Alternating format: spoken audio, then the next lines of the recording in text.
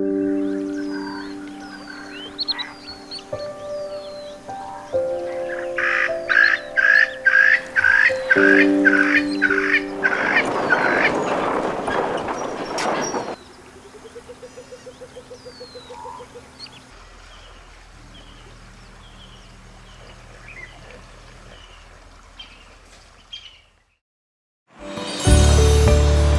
we have had a long day.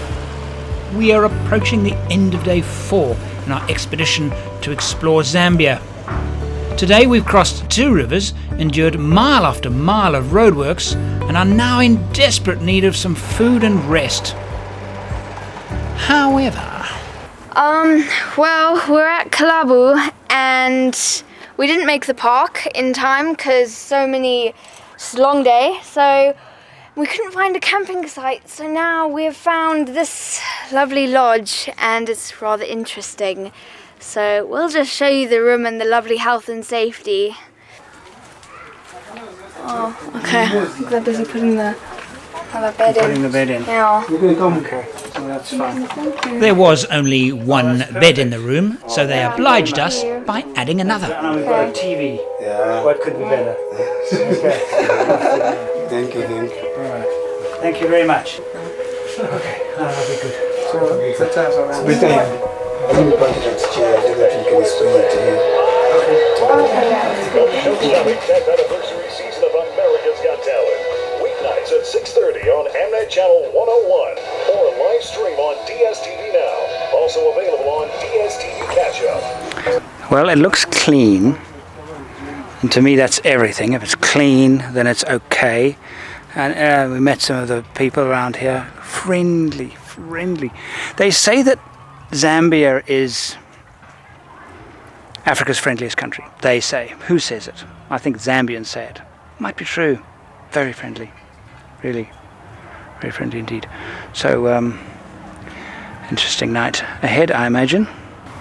But I would actually like to settle into the room now, but we can't because the chap in there is actually not fixing the television. What he's doing is he's paying his home DSTV license on the hotel's TV, so he gets it for free or something like that. But anyway, he's using our room and we're going to let him. It didn't take him too long to complete his task and let us settle in, if that's what you could call it. I sometimes ask myself, why do you keep doing this? Because it hasn't actually happened that often that I've had a situation where I dread going to sleep.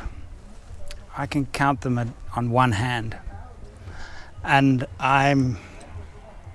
it's not that I'm scared, I'm not worried for my safety or Kate's safety.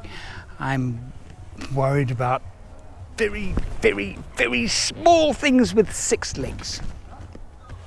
Very small, that hop a lot and with big teeth. Oh dear! You see these Bambans? They're gonna earn their keep. I tell you something. Well, that's them gone. They were the chaps we met at the pond and. Met again at our accommodation last night, and they invited us for a drink around their fire, which I see is still burning. We had a interesting night, very, very noisy. The music stopped, I don't know when, very, very late into the night. In fact, when I woke up this morning, it's now just after 6 o'clock, music was still playing. Slept in the tent, not in the accommodation, because the mosquitoes were trying to carry us off. And we eventually, in the middle of the night, said, no, none of this. We'll go and sleep in the tent.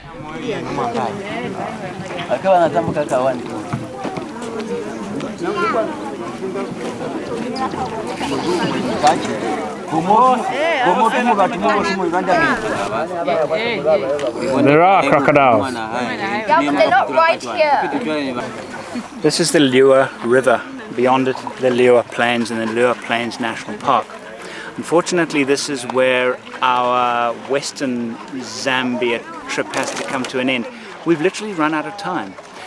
Traveling through Zambia takes a lot of time, and although there are sections of tar, your speed is never more than 100, and when it gets gravel, your speed can easily drop down to 20.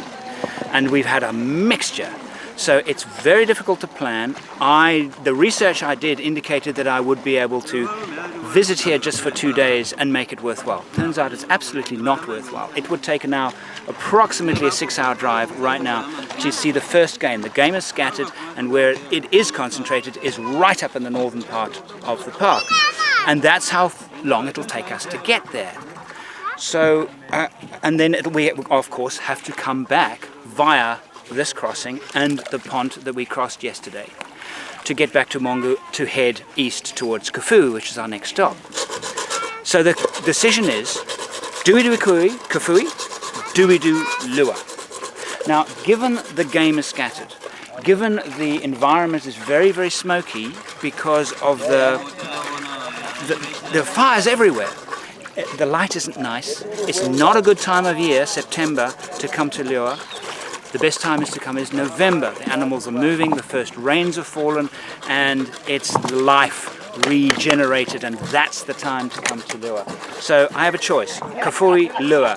Given these conditions, we have decided Kafue.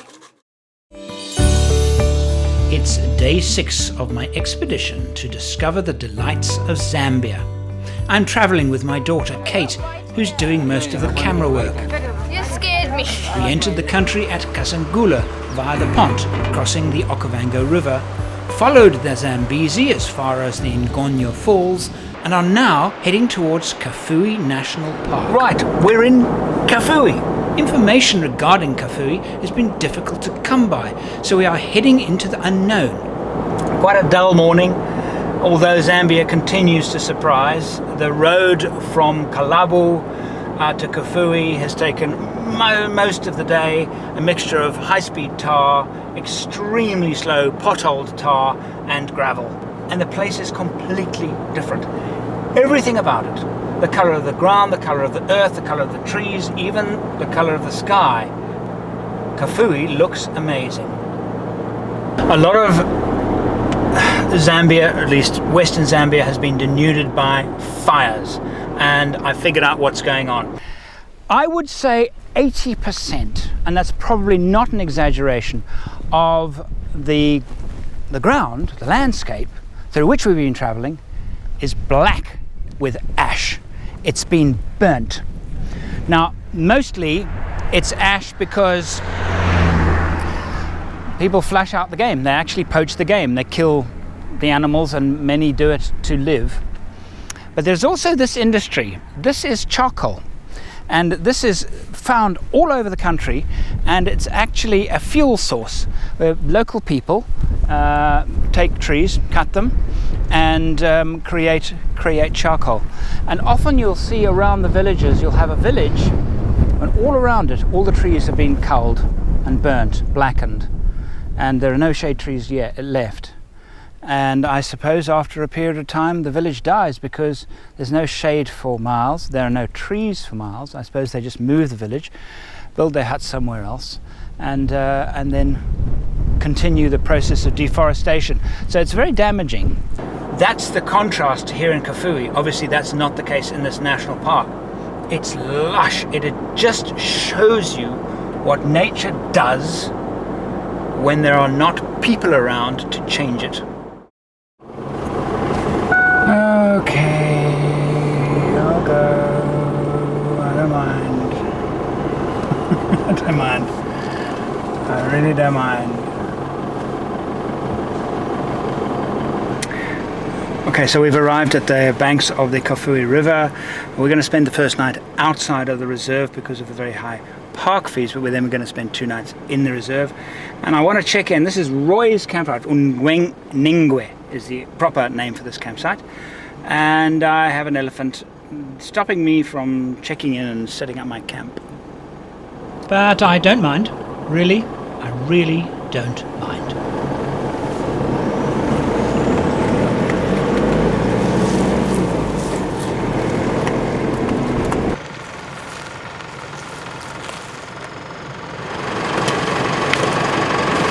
At last, we found a campsite on, well, it's not the Zambezi River, but it's pretty damn close. So we actually got a beautiful campsite.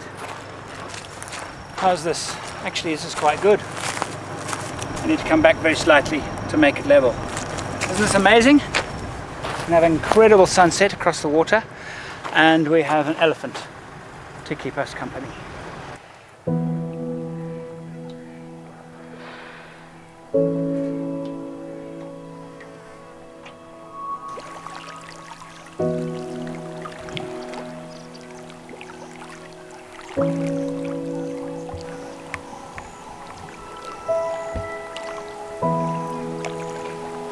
We've been watching the hippos now for an hour. Campsite set up on the riverbank. This is why we do it. This is it. Everything we do in four-wheel driving and overlanding, at the end of the day, this is the reward. And it's worth every toll, every roadblock, every flat, every, you name it.